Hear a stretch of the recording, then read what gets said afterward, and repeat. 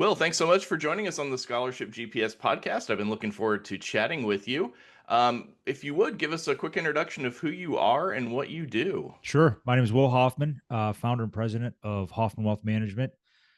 I have been a financial advisor for almost 23 years now and growing a firm with a team now that really we work with and specialize in working with active families and busy retirees, helping them craft the life they desire while navigating the financial twists and turns that go along with all of that. Um, Dad of three, husband of one, which is more than enough. Um, yeah, have three boys, Liam, Miles, and Nolan, and you know, just navigating the world with them and my wife Jamie, and you know, loving life. Awesome. Well, you were kind enough to invite me on your podcast to Yes, share a little bit it's a about great episode scholarships. too. A lot of things our listeners can be able to take away with the scholarship search process and how to take advantage of what's available to them. Awesome. Well, I'm glad to hear that. I was so impressed with your passion for helping families navigate the financial piece of college that I wanted to have you on my show. Okay, Um, so I have some questions teed up, and we'll kind of see where the conversation goes. But sure. um, I don't know that many of my listeners this will apply to, but I want to kind of take a best case scenario. So let's say a family walked into your door tomorrow and they have a newborn. Like Okay. what would be like an ideal college financial plan for people in that situation? Well, the first thing we tell folks, regardless of the investments that they want to use or the type of an account that they would like to use, is to understand two very important things. Okay. You have a very short time horizon in the grand scheme of things when it comes to savings. It's Yep. only 18 years, maybe 19 years, depending on when your child was born, which is that is not a long time. Yeah. Yep. Um,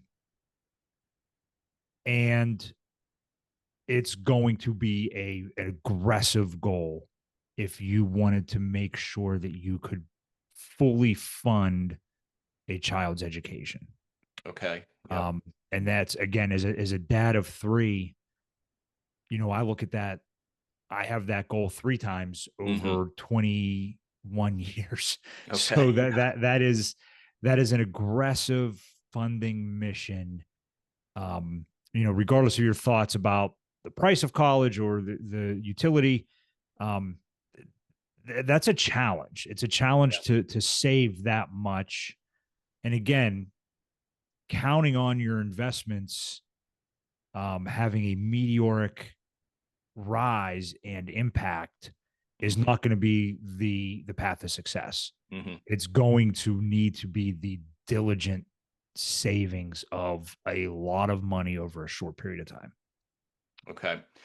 Yeah, and I only have the one son, so I know how daunting it was Yes. just thinking about one child. But when you for yourself with three and parents who have multiple kids, I mean that is it's pretty overwhelming. And Yes. yeah, it definitely seems impossible, I think, for a lot of people. Yeah, it is. It's, I don't think folks grasp, how aggressively you have to save Hmm. over a short period of time. 18 years is not that long. No, no. And one of the things that I think we talked about when I was on your show is that 18 years, when you compare that to how long you do have to save for retirement. Um, Right. it's saving for retirement is probably roughly twice as long. So, Yeah, yeah. twice or you have a 40-year career to Hmm. save for your retirement. And to try to shrink that in more than half. Yeah. Um, and understanding the math and the compounding rules, it just is it's a very, very lofty goal. Yeah. Yep. Well, you said being diligent and savings is kind of one of the key pathways. So I know 529 plans are a tax advantaged way to save for college. Can you Yes. Can you just maybe explain in a little more depth, based on your expertise, what a 529 plan is? Sure. Some of the benefits. I know there's some new benefits that are pretty recent, and also maybe because I think most of my listeners will have older students, high school, maybe college age. Is a Okay. 529 appropriate for somebody who doesn't have younger kids? Okay. So there's two types of a tax advantaged account to save Okay. for retirement. You have a 529 plan. They are savings plans that are sponsored by the states, Hmm. administered by different investment companies, and some states give different tax breaks for either contributions or for distributions, depending on the state that you live in, depending on the state that your child goes to school in. Um, there are great ways to accumulate money without your gains being taxed every year. Hmm. Okay. And then your distributions, as long as they are used for a qualifying educational expense, are tax advantage as well. Okay. Um, they have limits. They're very similar. I would they're very similar to a education 401k, Okay. All right. where they're limited on the investment options like any 401k is. They Hmm. are administered by a state similar to a company that would manage your 401k, and then they are picking a service provider like your company would pick a 401k provider. Okay. They have higher limits that you can make contributions to. So that's the comparison that we make. And then there's also something called the Coverdell Education Savings Account. Okay. This is similar to an education IRA. Okay. We have smaller contribution limits, just like the Coverdell does. But the IRAs, we can direct and invest however we see fit. Okay. Very similar. And you have the entire investment world at your fingertips, whether it's stocks or bonds or mutual funds or ETFs or whatever you choose or how you would like to invest, you can. Same Okay. thing with the Coverdell. Okay. Coverdell, you can pick your own portfolio. But unfortunately, the limits are much, much lower. They're only Okay. $2,000 versus a 529 plan, which is much, much higher contribution limits. Okay. So could families have both? Yes. Okay. Yeah, you can't have both. And it's when it comes to families, it's beneficiaries. So that the student can have both. Okay. Okay. The parents obviously are in control of how they're invested or how they're, what plans are selected, but the beneficiaries or the kids can have both. Okay. Okay. Fantastic. Tell us about some of the recent changes and some of those benefits. Um, well, the 529 plan just had back in 2024 when the Secure Act 2.0 came along. It's kind of funny. It's hard to imagine with as aggressive of a saving goal as you would have, Hmm. there being any money left in a 529 plan by the time Yeah. Yeah. education is said and done with. Right. But for those that do, and they they can now roll over up to $35,000 into a Roth IRA. Wow. Okay. Okay. So the Roth IRA contribution limits are $7,000 right now, Hmm. and they can move $7,000 um, a year for 5 years into a Roth IRA to help keep this money tax deferred Okay. and give the student a huge advantage when it comes to retirement planning. Hmm. Um, and we can get into the numbers of all that. There's a lot of minutia still that is trying to be figured out. Um, the original rule said that the 529 plan needed to be open for 15 years. Um, the money that is being rolled out needed to be in the 529 plan for 5 years, which sounds like it's a bit more complicated than it really is, because if you stop contributing and went to college for 4 years, most of the money has been in there for close to 5 years Yeah. Okay. anyway. Okay. Um, but as long as you qualify for the Roth IRA, you Hmm. can roll this money into the Roth IRA, and continue the tax free growth until your retirement. So if the say the 529 plan is for, student X, Billy, and Right. then Billy doesn't need $35,000 of that money, does the money roll into an IRA for Billy or is it for mom and dad? So it would go for Billy. Okay. It would be the Okay. beneficiary's Roth IRA. Okay. So, and that's an easy trustee to trustee transfer five times over 5 years that Billy can, as long as he meets all of the eligibility requirements, Hmm. can roll that money into a Roth IRA, which, doesn't, in the grand scheme of things, over a 40-year career, $35,000 and saving for a retirement may sound laughable, but, you know, Einstein himself said the most powerful force in the world is compounding interest. Yep. Hmm. Um, the quick math on that is, and there's a rule that advisors use to help solve things quickly. It's called the rule of 72. Okay. Um, if you're unfamiliar with the rule of 72, just gives you a basic formula on if your money is earning 7.2% in returns every year, it will double every 10 years. Okay. Conversely, if you're earning 10%, your money will double every 7.2 years. Okay. So just using the quick rule of 72 and compounding interest, if you're earning that 7.2%, which is, it's on the aggressive side of moderate, let's say that. Okay. All right. Um, that money, that $35,000 turns in almost $500,000 by the time you're Wow. retiring. In 40 Wow. years, that money turns into, in preparing for $493,800. Wow. Okay. So, that's not a $35,000 decision. That's a $500,000 decision. Yeah. Yep. And when you think about, okay, how do we leave money in that 529 plan?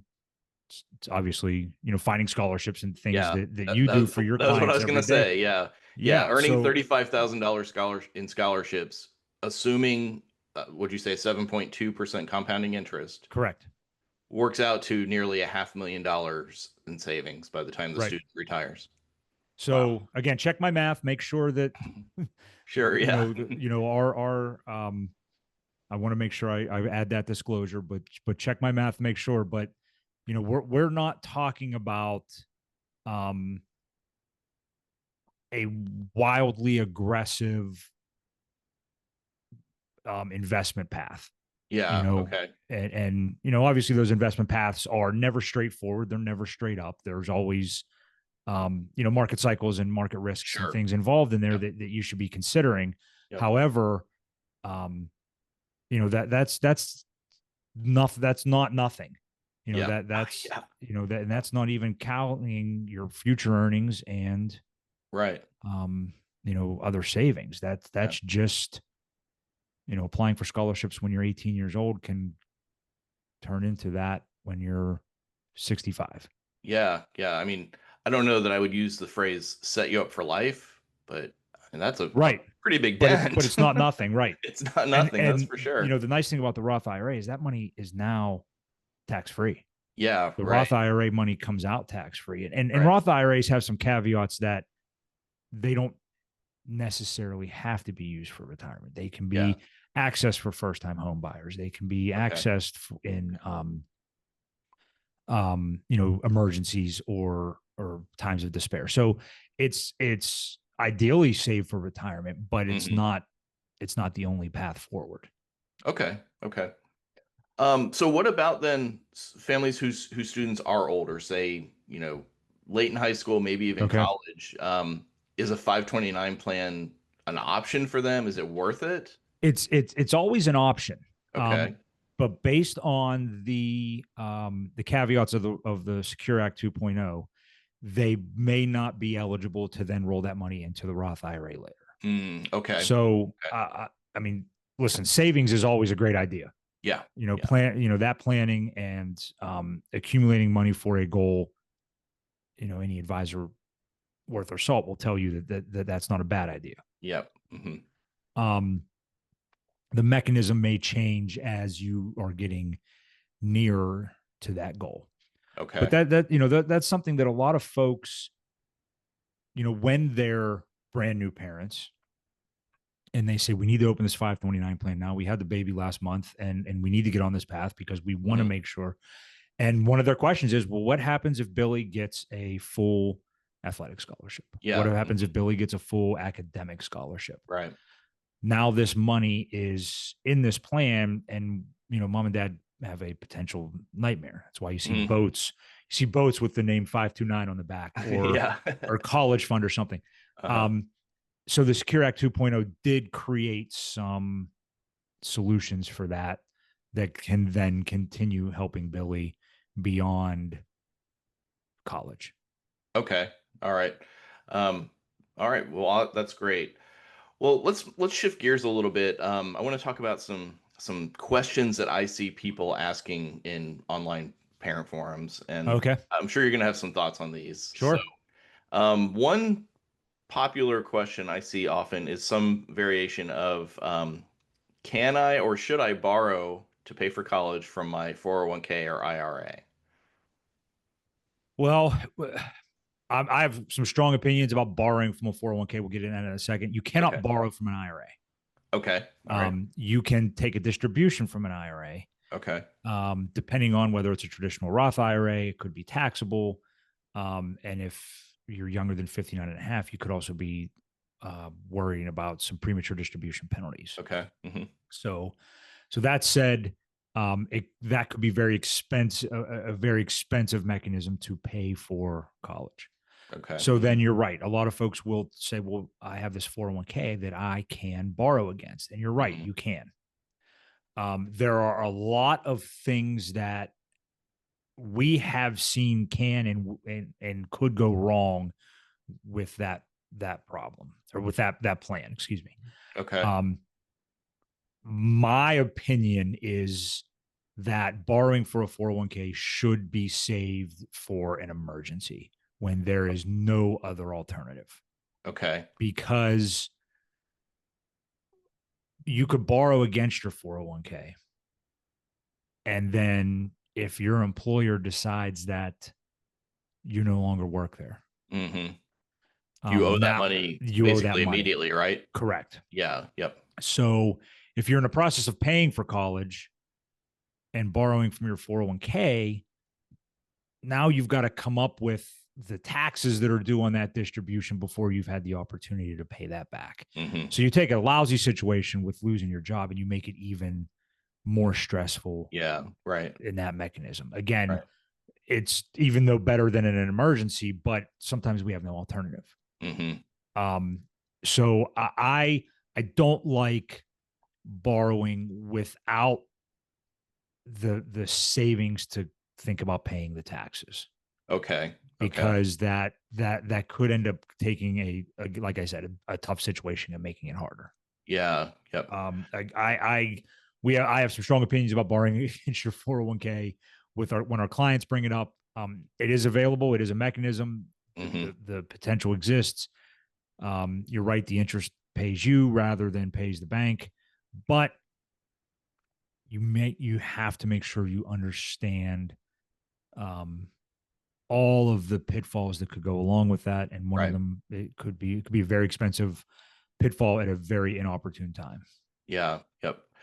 I mean that doesn't even take into consideration that, especially like a first year student. I see this time of year in a lot of forums where kids, um, are dropping out. Like they get to Sure. college and they And they find out hated it. they Right. hated it. It's not a fit for them, whatever. And so now you have this money that you've borrowed, and you don't get that money back once you send that check I was going to to the say, college. It, colleges don't have return policies. exactly. Yeah. Yeah. No, I mean there are some things like tuition insurance. We're not going to get into that, but Sure.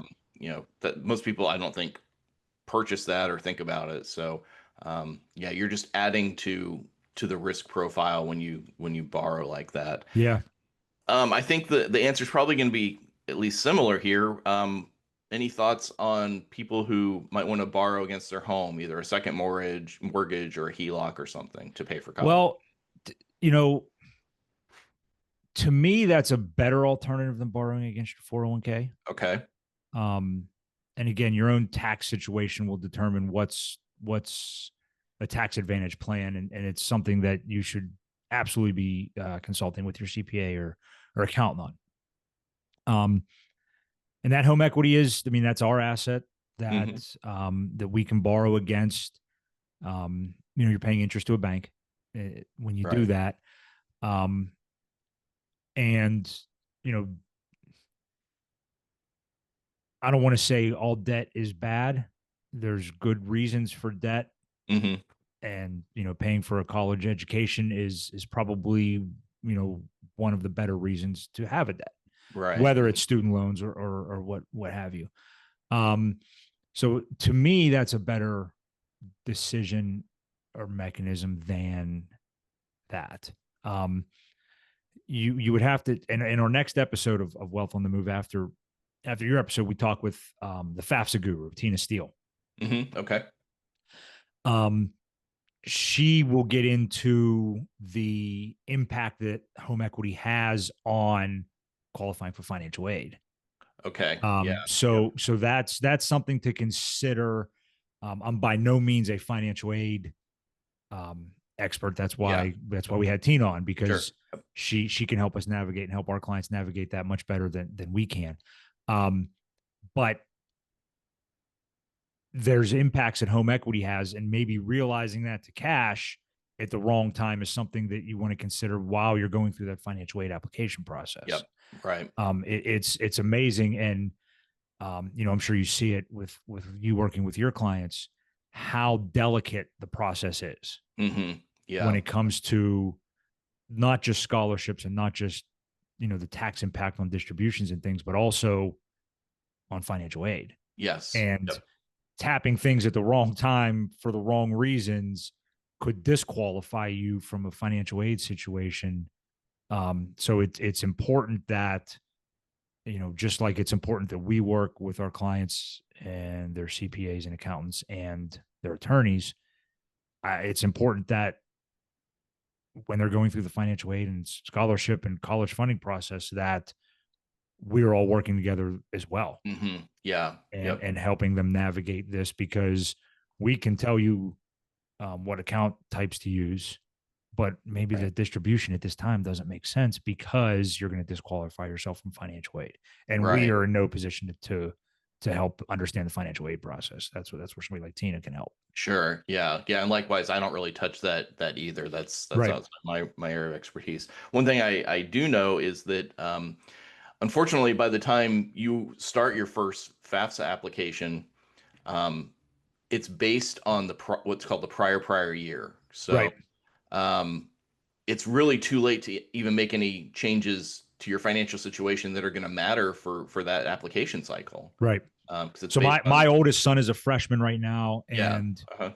we are we have 2 years to think about making sure things are allocated and in the correct place before that mechanism, for the prior year. So it's not Yeah. 4 years. We have 4 years to accumulate, but Right. there's things that by the end of his sophomore year, we probably should have made some decisions on. And without even hearing Tina say that, I would have just kept my head down and kept pushing Yeah. forward, and saving and earning and trying to accumulate, and not thinking about decisions that need to be made in the middle of his freshman year versus the middle of his senior year. Yeah, yeah, exactly. And I mean, I'll say I'm kind of a planner, but Yeah. even that would be very surprising to me and probably other people like me who are planners that you really need to be kind of two steps ahead in thinking about that.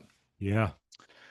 Um, Got to be two steps ahead and thinking about everything. well, yeah, It's yeah. I mean, if you start thinking about saving for college early, you're going to benefit. If you start yeah. having a student apply for scholarships well before senior year, you're going to benefit. And start thinking about managing your finances in a way that aligns with the We FAFSA were just rules. having a conversation with a 75-year-old client of ours, and she even said just the stuff that you need to think about in all of these aspects Mhm. is just, it's incomprehensible. It really is. Yeah. Yep. And I mean, that is why we have specialists, Yeah. we have Yes. people like you who help with savings and financial planning and people like me who help with scholarships, and people like Tina who help with FAFSA, and Yeah. so yeah, absolutely. Well, we have kind of danced around talking about student loans a little bit. Yeah. I recently had a guest on who talked a lot about the changes that have happened and are still kind of happening. So we don't need to go into too much depth, but do you want to talk about maybe some pitfalls or concerns you might have for people who are considering student loans?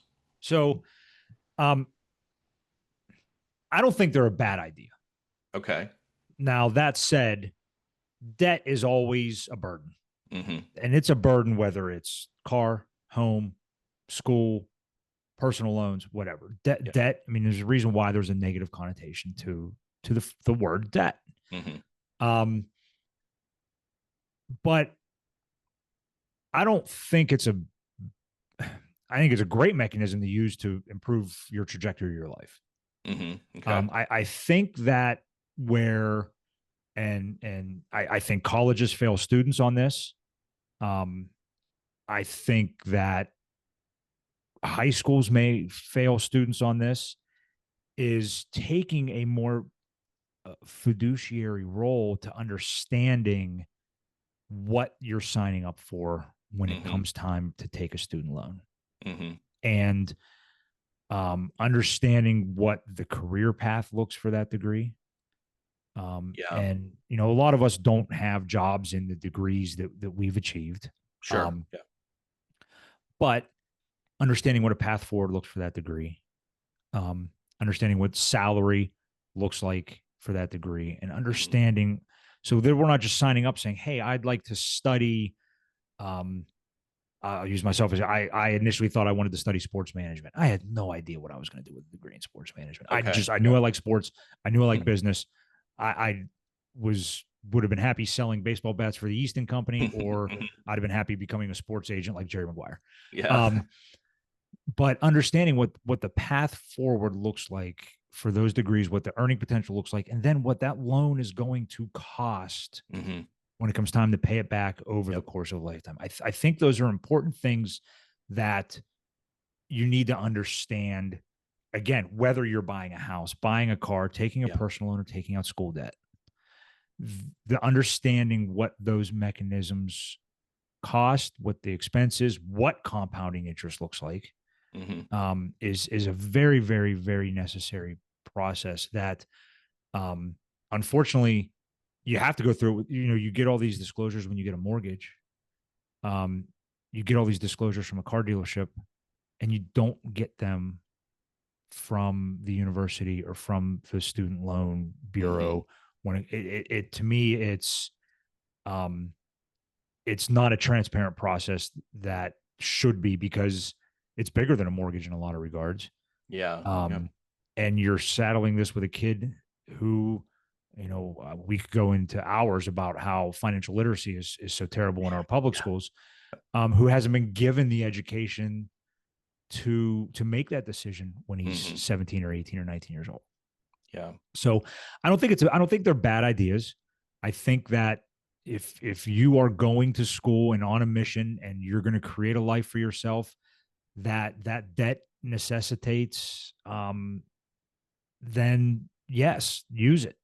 Hmm. Obviously, finding scholarships can diminish that expense or that debt. Savings could have diminished that expense for that debt, but so can your path forward. And I don't have as negative of an outlook on school loans as some folks do, as long as there's a clear understanding of what the debt is, how much it's going to cost, and how are we going to pay this back, so that you are paying as little to the bank as possible. Hmm. Because Yeah. interest paid is, I mean, it's a donation. Yeah. Yeah. Right. Yep. Well, just like everything else we talked about, it's about planning. It's Right. about planning and going into it eyes wide open and understanding all facets and implications of the student loan. Yes. Will, this has been fantastic. I want to make Yeah. sure Like, people know how to reach out to you, and maybe you just want to tell a little bit about how you work with people. sure. So we have a really great process, called the navigation formula, and it's very similar to a financial GPS. Okay. where, when you go to use a GPS, there's two very important pieces of information: where you are and where you want to go. Yep. Everything else in the middle, we leave up to that GPS. Um, if there's an accident and you need to be rerouted, if there's traffic, if there's a road closure, if there's construction, um, and that's how we view ourselves in our client's life. We need to know where you are now and where you would like to go, and then we serve as your financial GPS along that process and helping you navigate those paths. It's a formula that we've crafted over the 23 years of my career, and that we're very proud of. Best way to get in touch with us is through our website, hoffmanwealth.com. I'm Okay. very, very active on LinkedIn. Okay. We have just launched a company Instagram page where, you see a lot about our podcast, the Wealth on the Move podcast. You see a lot of financial tips and tricks. You see a lot of us, personally in the office and having a little bit of fun. Um, but those are the best ways to get in touch with us.